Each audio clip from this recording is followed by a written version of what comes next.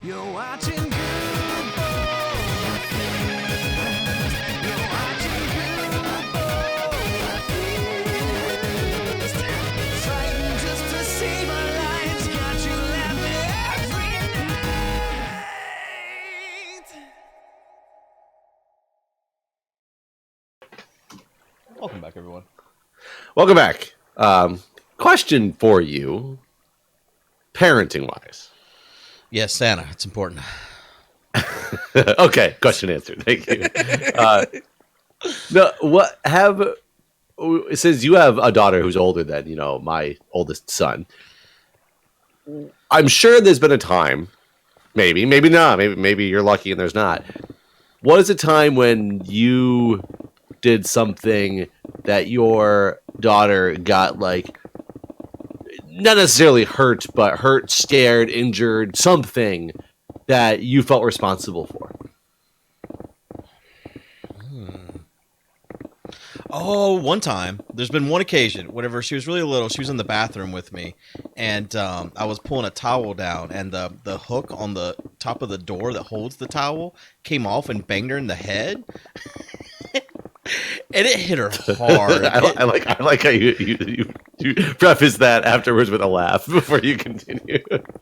Because it knocked the shit out of her, and she cried, and she still brings it up. And she was 2 years old, and she'll still bring it up and be like, "Yeah, I still have a knot here where you hit me with that hook in the bathroom."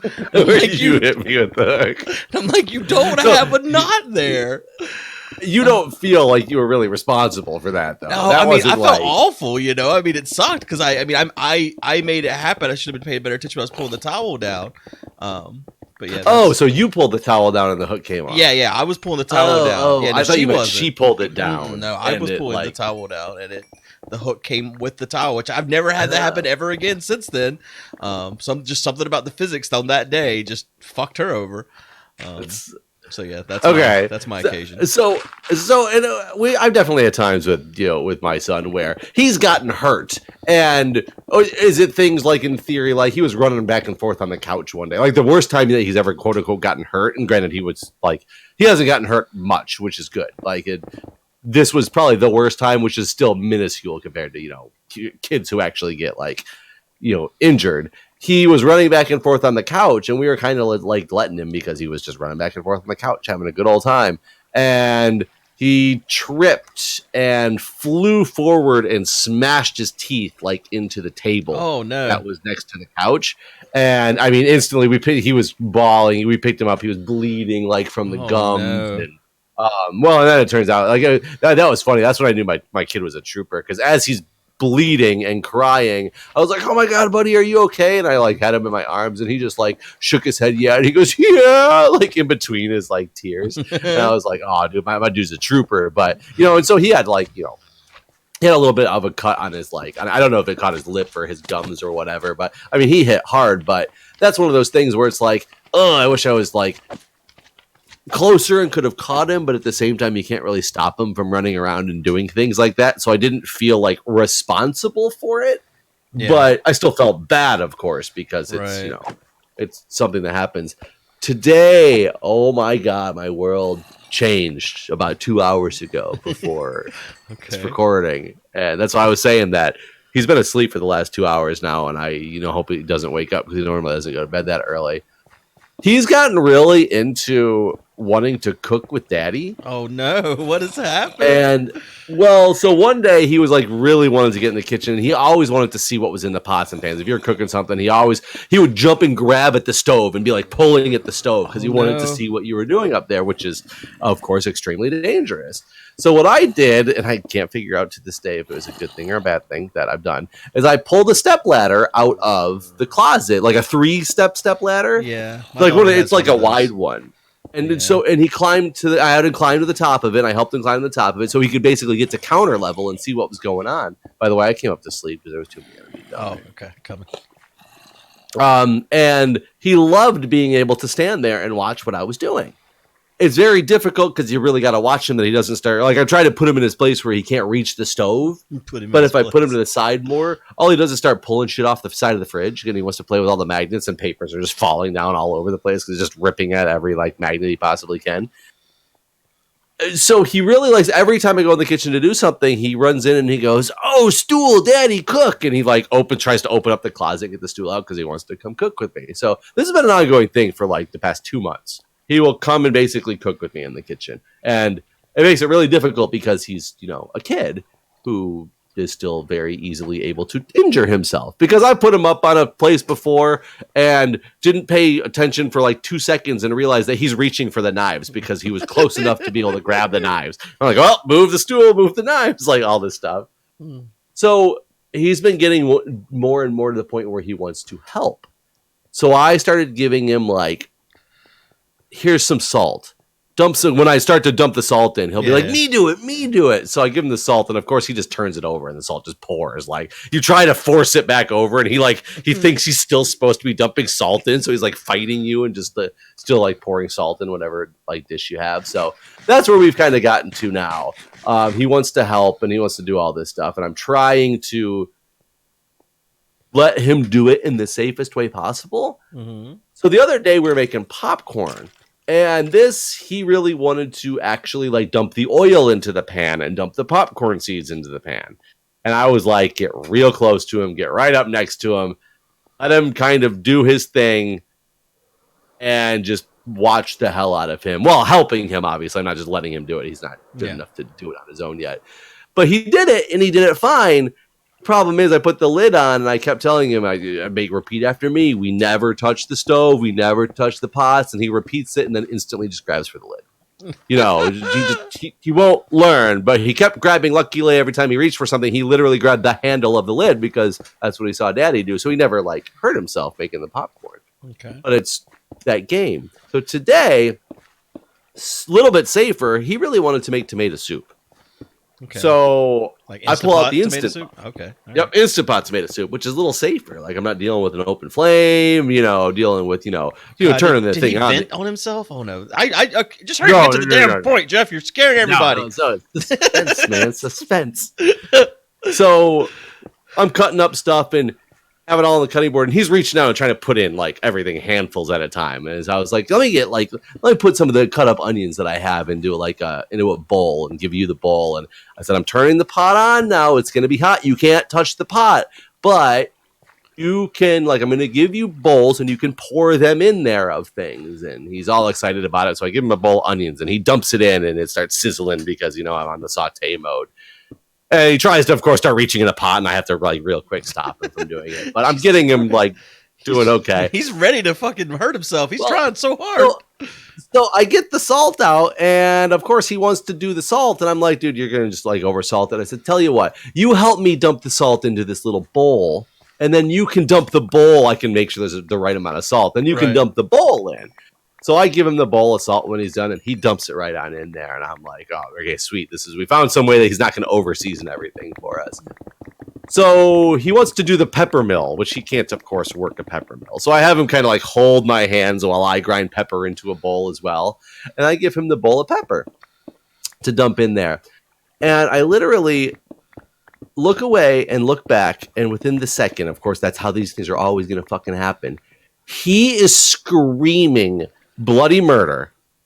And it takes me a minute to register what happened because I'm so focused on that he didn't burn himself. And my wife, of course, starts screaming from the other room, oh my God, did he burn himself? And no, he did not burn himself. What he decided to do for some reason, he put the bowl up to his nose, and I think he went to sniff it, and then he blew into the pepper bowl, and it flew out all into his eyes. So he's got pepper now in his eyeballs, and he is screaming bloody murder, and all I do is make it worse because I grab him and I run him to the sink and I start forcing water through his eyeballs, just for 10 minutes or whatever, while he's just crying. He's blowing snot bubbles. You can tell his eyes are just burning. Yeah, he basically got pepper spray. Oh, yeah. I end up finally we get him to somewhat calm down, and he's like basically falls asleep on mommy's chest crying, and I'm like, buddy, are you okay? And he just keeps shaking his head yes. I'm like, will you open your eyes for me so I can see? And he shakes his head yes, but he won't open his eyes. So basically I force his eyes open, which makes him cry again, and see one of them's like really irritated. So I went up and started a bath, and I'm like, we need to put him in the bathtub, and I just need to like let him be angry at me and basically flush as much of this in his eyes as I can. Right. Which is what I did, and then mommy went and laid in bed with him, and he fell asleep, like nursing with mommy because he just needed comfort at this point, which I was okay with because he was so like out of it. But even though I didn't do it, I feel so responsible that like I started crying at one point because like when I walked out of the room, like not in front of him, I like walked out of the room and went downstairs, and I'm just like, tears are coming down my face because I'm thinking like I just like. Could I let this happen to my son? Right. Even though there's nothing I could have really done. Yeah, and he's not gonna, the situation. But he's not permanently damaged from it either. No, and I had to do some research online just to make sure that there was nothing special with Pepper that like kept burning or something afterwards. And everybody pretty much says just flush it. No need to call a doctor. No need to call poison control. Just basically deal with the irritation. Like good luck is pretty much what they say. Good luck with your screaming child for a while now. God. But, oh my god! I like. Oh, I'm gonna be scared to let him do anything again. Well, that's not. No. Honestly, I think it's a good thing. Well, I mean, in a bad way, but it's he has now learned a lesson and I guarantee he'll never do that again. So the thing is, it all happened so fast. I'm not 100% sure he's going to learn like what I don't know if he blew in the pepper bowl or if he was just trying to sniff it. And, kids, when they sniff, it's an in and out. They're not just like, is that what he did? And that's like, he doesn't realize that it made it blow. Does he think if he smells anything, it's going to start burning his eyes now? Like, I have no idea what he's going to say tomorrow about this whole like incident experience, if he's gonna hate daddy forever because he associates me now with burning eyes. And like my daughter messed herself up one time at the Mexican restaurant. She always liked to eat the salsa, and this particular time I told her, I said, I think it's too hot.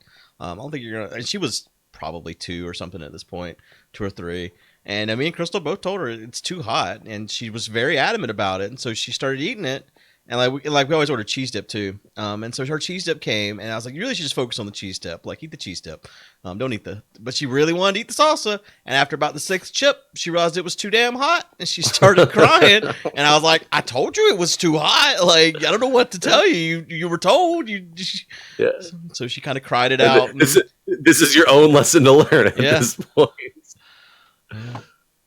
I feel like it's so good because I know I'm a rational person. I know that like there's nothing I really could have done about this situation. It's not really my fault, and it's not that bad in comparison to bad things that could have happened. Yeah. But I still feel like this whole fucking story was a goddamn roller coaster. Everyone's expecting him to dump boiling water on him. Who knows?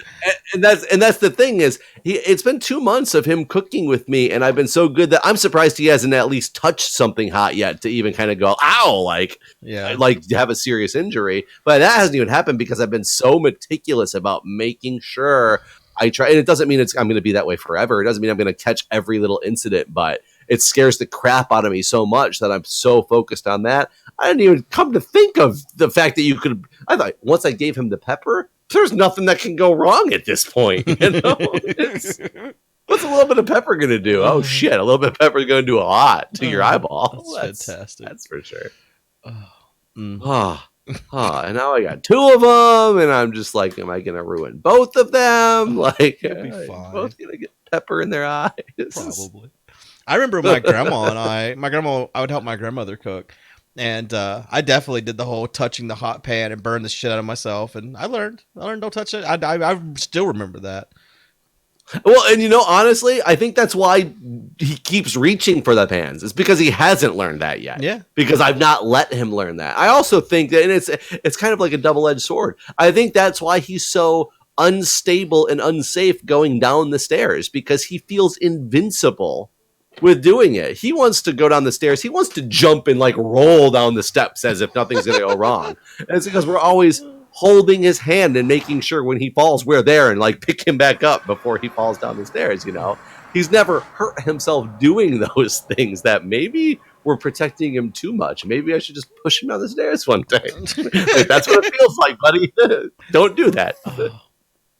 I let my daughter fall off the bed one time because she wouldn't Like listen on to me. purpose, or Well, I mean, not on. I mean, I watched her do it. I grabbed her last second, thinking that I would save her, and it didn't work out very well. I grabbed her foot, and then so basically her head banged the rail of the bed. So she basically hurt herself more than she would have if she just fallen off. Like as she was doing, I kept telling her, I was like, you "You're changed her trajectory." Yeah, basically it made it worse. I kept telling her that I was like, "You're gonna fall, it's gonna hurt." I wouldn't do it, and she just kept laughing at me, like, and she kept saying, "It won't hurt." And like I put some like blankets down, like because I was like, "All right, I'm gonna let her fall. She got to fucking learn." And then then I made it worse and made her bang her head. Yeah, Jack's fallen off the bed 3 times now. Once actually recently, which was very random.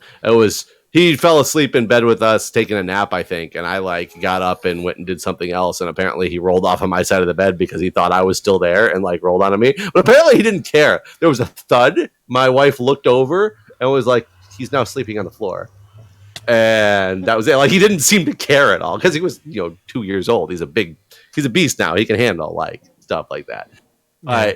He fell off when he was young and younger because parents having bad habits and things like that. He was a very difficult to deal with baby, constantly crying, just wanting to be held, and he wouldn't go back in his bassinet one night, and wife fell asleep with him in her arms in the bed, and when she fell asleep, she relaxed and he fell, and we were so concerned that he was going to be hurt. And it was funny because and I'm sure she felt the way that I feel about this whole Pepper thing for like days. Like she was upset and crying because she felt like she did something wrong, and it's now I have that emotional, state. Hopefully it doesn't last for days.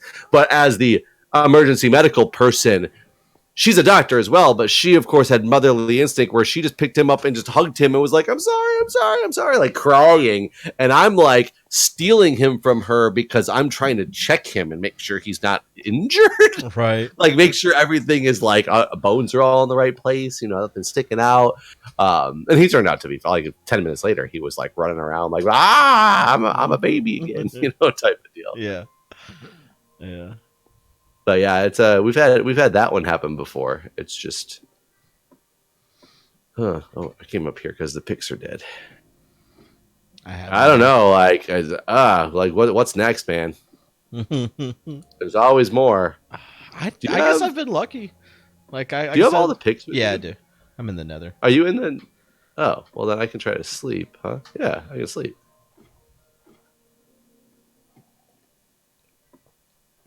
Yeah, you've been lucky that not much has happened. And your daughter has very rarely gotten sick too, right? Yeah, no, she's only been... And that's the messed up thing, too, is the one sickness that she had was the damn flu. And that was after we had our flu shot last year as well. But the flu shot, it's like... Yeah, I know. I know, even though you think I'm an anti-vaxxer because of Santa Claus and all that stuff. The flu shot's a whole different thing than a real vaccine because the flu shot is guessing at the strain that's going to be the most prevalent one during the year. Yeah. Versus, it's not like she got, hepatitis B because she didn't vaccinate her or something like that. Right.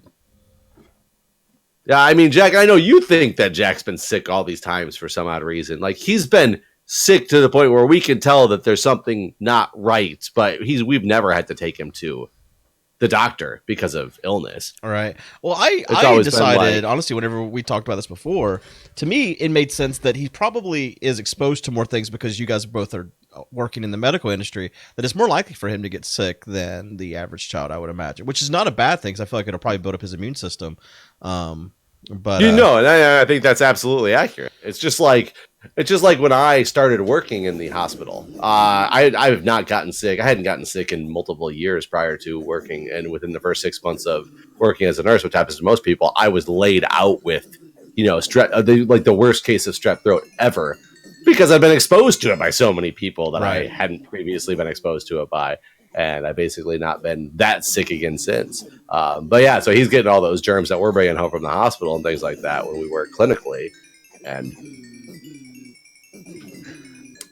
There's Yeah. no reason And now to we ask got Jeff if he vaccinates. That's a dumb question. Of course he vaccinates. it's no, it's really bad because there's all these there was a picture on Reddit of this nurse wearing a mask at her hospital because she said that what she wrote on it, no, I'm not sick, but my hospital shames me for not getting the flu vaccine. And of course, the comments and something like that are, a lot of people who understand the need for healthcare professionals to get the flu vaccine. It's not to protect the healthcare professional per se. It's to protect the people they take care of. Right. You take care of this vulnerable population, and you might get the flu, and it might not even affect you that much, but you're going to transmit it now. Like, that's a terrible thing to do.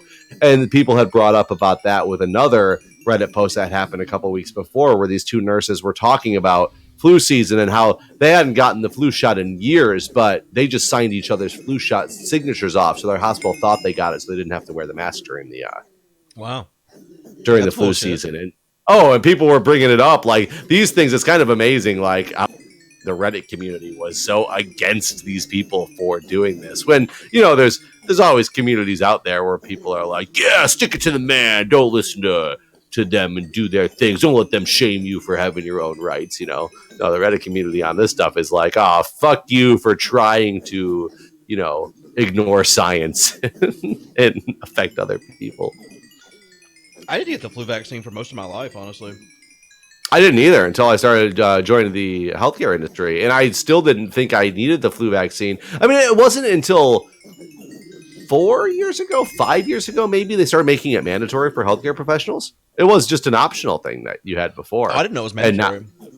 It's so at my hospital, it's mandatory. The only way around it, which I still don't agree with, is with a religious exception. There's other hospitals who make it mandatory, but it's optional, but if you opt out, you have to wear a surgical mask for the entirety of flu season when you're, at work. I mean, I don't understand the reason for opting out. People are stupid. That is the reason for opting out. I argue with people because my fire station offers the flu vaccine for free, but it's not like a requirement at the fire station. But there's a decent chunk of people who don't want the flu vaccine because they claim that the flu vaccine is the only thing that's ever made them sick in their lives. So they refuse to get it all the time. They don't understand how they work and what they're for, and that they're not for themselves. Like, in my opinion, no matter what, if you work in a healthcare professional industry, even if the flu vaccine was guaranteed to give me the flu for like 2 days, but the purpose of it is to protect the vulnerable populations that might die if I contact them with the flu, I think it's a requirement that you need to be willing to put up with. Right. I mean, you would just have to stagger your workforce and be like this, 15% of people have to get it on this week, 15% on this week, to make sure everybody's not out sick at the same time. My grandmother argues with them every time because she doesn't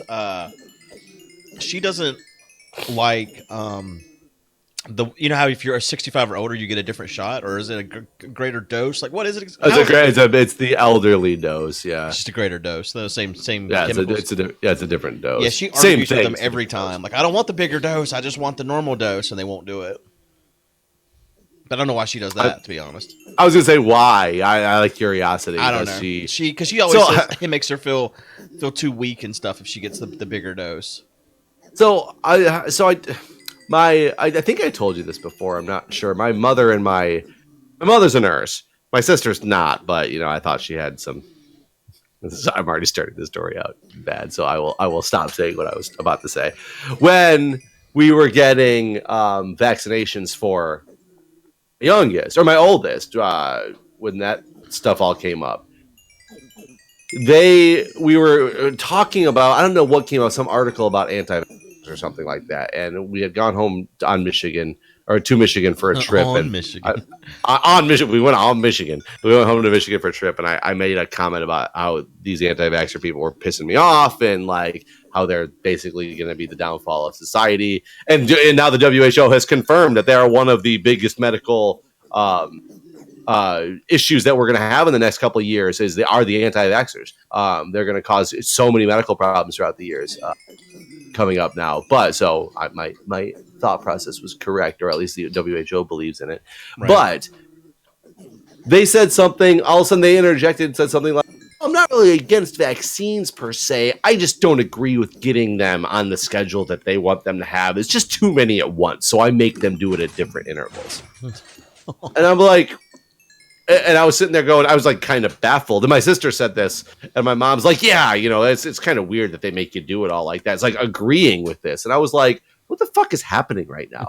like, Mom, you're a nurse. Brooke, I thought, like, smart enough because you grew up in a medical family, you know, kind of to know this. And my wife is there with me, who's a physician, and she just jumps in and goes, you know, there's no medical research that supports that you should change the interval at which you get, you know, these doses, because that's the way that they're supposed to be dosed. But they're not anti-vaxxers, but they've decided on their own that they just feel like it's too many at once if you get it on the schedule. They get it on a different schedule, which is just weird that you're going to say, I believe in vaccines, but I don't believe in when you tell me I'm supposed to get them, and how many I'm supposed to get at one time, because that still leaves people open to the possibility of like not being vaccinated at the appropriate time frame. That's really, especially like people aren't going to really know. Like they're going to assume that, I guess they're not going to assume they should be able to look at your medical record, but they're going to look at stuff and not be bundling you with like, I don't remember which ones come together in the schedule, but they're not going to look when you come in for your 2-year visit for some of the vaccines you didn't get at your 18-month visit, because they're just planning on getting you your 2-year vaccines or whatever they are. Yeah. Well, I mean, I guess they'll need to amend your medical history. They'll see that you haven't had those vaccines, right? They'll probably be like, why did you not get those? Hopefully. Yeah. Well, yeah, why'd you get one of them and not the other one? Why'd you get 2 of them and not the third one? Yeah. But where do people come up with this shit? Where do they just make up these statistics on like, well, I feel that it was just like your grandma. Well, I feel that the bigger dose is just too much for me. Yeah. Yeah. Every time they tell her no, too, they're like, no, that's what you're getting. And she's like, okay. Which is kind of funny because they really can't maybe they'll tell her that they won't give her any, like, you can't like dictate your own dosage. You either get it or you don't, but they can't like force her to have the flu vaccination. No. Yeah. No, but the way they word it, I mean, it is basically they word it in a way that makes it sound like you have no choice, but you really have.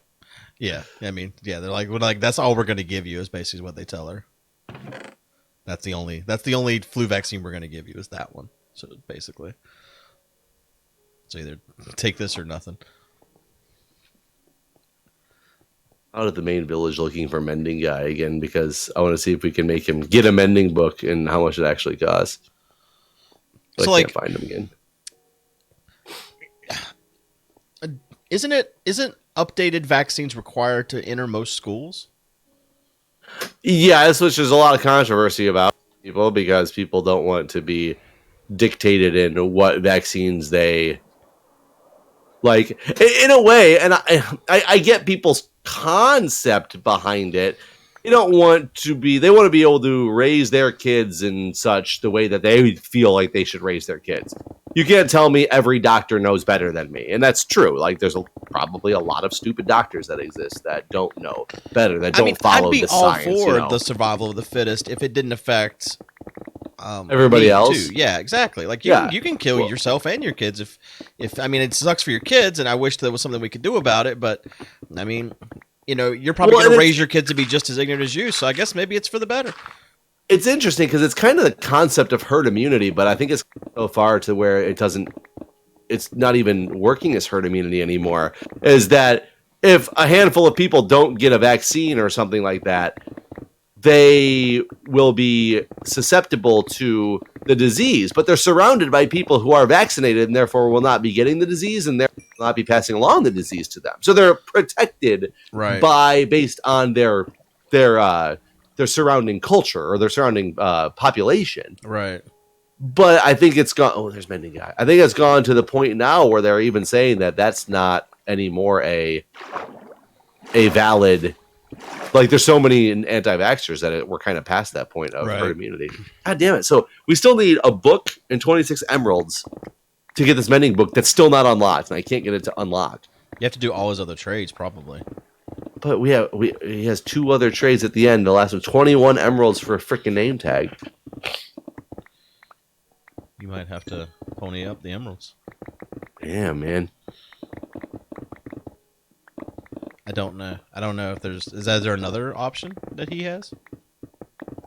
That's the last option that he has is the name tag, which is 2 past the mending option. There's all the other options that he has are for like emeralds for something. All right. Which we don't have a lot of emeralds. Yeah, can you imagine living, let's say 1,000 years from now? Let's assume the Earth is still like standing, and like pretend we're kind of society still exists the way that they do. You know, people are here, but technology and medical research and stuff has changed to that point. Can you imagine people reading history textbooks about there being this massive like purge of the population because they all died to these easily preventable diseases? Yeah, because there was this movement that didn't believe in. I'm in the bed, by the way. I mean, that's pretty much what's going to happen, right? I mean, it's got to eventually, right? Like, there's going to be a point where, yeah, like, I mean, the fact that we've had like cases of measles and stuff is just absurd. Like, it shouldn't be a thing. Like around here, there's a lot of. I was talking to someone about this the other day on some recording, there's a bunch of homeschool. There's a homeschool organization, and I've overheard them talking about the fact they're anti-vax people, and so like they go to a lot of like before my daughter was in school, there'd be a lot of things. I'm in the bed. I don't know if you're near one. But there'd be like events that happen at the library, or there's a state park nearby where there's these things happen, and so the homeschool organization goes to all these different things. And I always like kept my daughter from these people. I flat out told her, like, these kids, see these kids right here? You do not play with those kids.